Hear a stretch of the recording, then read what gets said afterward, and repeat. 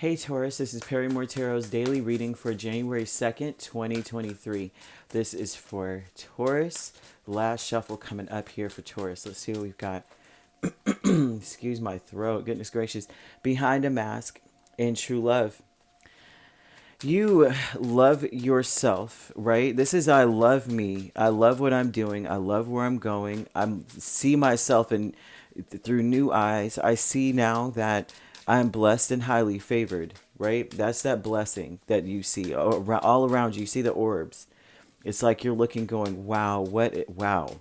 I'm really blessed. I'm protected." But you're keeping this quiet. This is a person who, look, I don't know if you feel this way or not, and if you do, kudos, right? But underneath the mask, you are at peace to the core of your being. This is someone who, if you are not, right?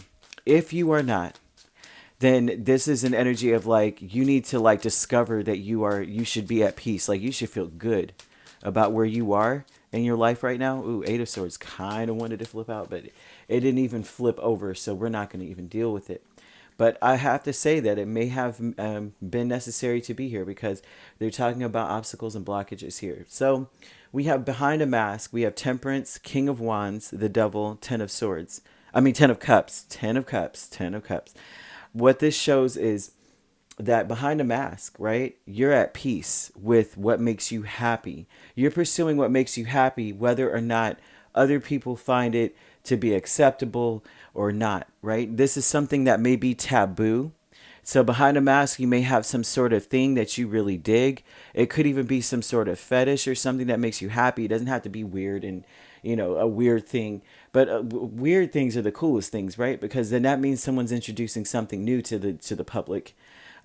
So it looks like behind a mask, there's something that makes you happier than anything, and it gives you a lot of peace, and it makes sense to you, but you're keeping it to yourself.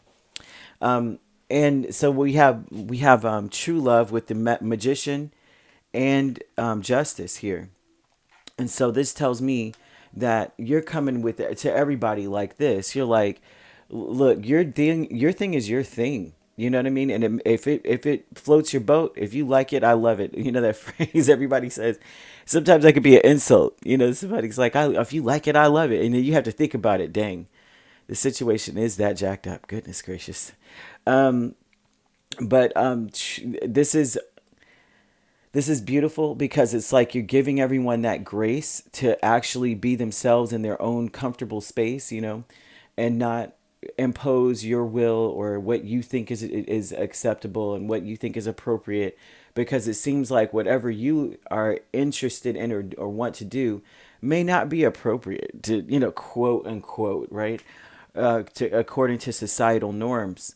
And so you're telling everybody else to let your weird shine through, like be you, like shine your true light upon this earth, right?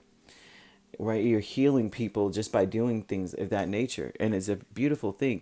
You have lost the world and hanged man.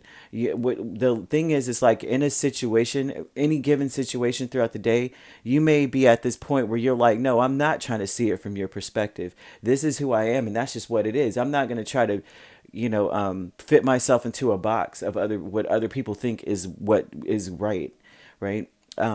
So this is someone who's like, nah, I'm no longer conforming. Hangman is not necessarily like conforming per se, but it's like being suspended by a worldview, right? And until you get it, until you adopt it, until you adapt it into your repertoire, like who you are and whatnot. And that's not what you're going to do with this loss.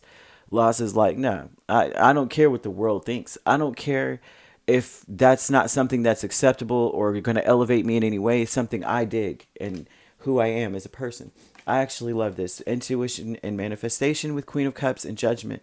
Now, this looks like after so much sadness, heartbreak, being kind of like, like doors slamming in your face, only for one to open. Intuition and manifestation. No matter what, you have to continue to get up. They're showing an energy here of like you're being, like when I say you're protected, right? That's what we saw at the very beginning. This is protection, divine protection. So whatever it is that any obstacle that's in your way, this is something where Spirit is saying, I know what you want. I'm going to, you've set your intentions. You've followed your intuition. You know what you want to see happen. So whatever obstacle comes, we're going to call it up, because all these little spirits down here, this is all this is all like obstacles, toxicity, or shadow energy, and she's calling it up to be transmuted into something more angelic and something a little bit more prosperous, or what's the word, productive. So something that is actually beneficial. So it's like sacrificing a lot of different things for you in order, and a lot of what you're sacrificing is you're shedding societal norms. So this is with the Queen of Cups, because even underneath this is a tower, right? Tower and the Knight of Swords. This is you saying, you know what? I don't care. Let disaster come, right? I'm letting go of how people see me. I'm letting go of what they would say about me, things of that nature. I would do the same. I'm digging this so hard. I wonder, I'm gonna check and see, do I have Taurus anywhere in my chart? Because I love this. But intuition or manifestation here would say that there's so many things. It's like spirit's going to like give you a pardon on a lot of different things, and forgiveness is the key to all of that. And by forgiveness, they mean get back up. If no matter what the obstacle is, you have to get back up. That is the key to the forgiveness, because you're accepting that may not be the door, but I'm going to try that door. Then forgiveness is really truly acceptance, really. So that's where you're at with this. It shows, okay. So the loss here is the forget. Who cares what everyone thinks? Who cares what anyone has to say? I'm not going to change who I am to fit the mold, right? They should fit my mold. This is who I am. We always have to change for other people. Why can't things be changed for me? And that's where that's at here. The beautiful energy. You could be dealing with the Sagittarius. We have Capricorn, Libra, Pisces, Aries. Let's see, did I say Cancer or Scorpio, Pisces? Okay, so, and then we also have Leo or Leo here. So you have all the fire signs, all the water, I think all the water signs here too. However, you could be dealing with a Sagittarius Capricorn cusp. Doesn't have to be that sign, or water fire cusp energy too. So you could be dealing with a Pisces Aries. You could be an Aries Taurus cusp.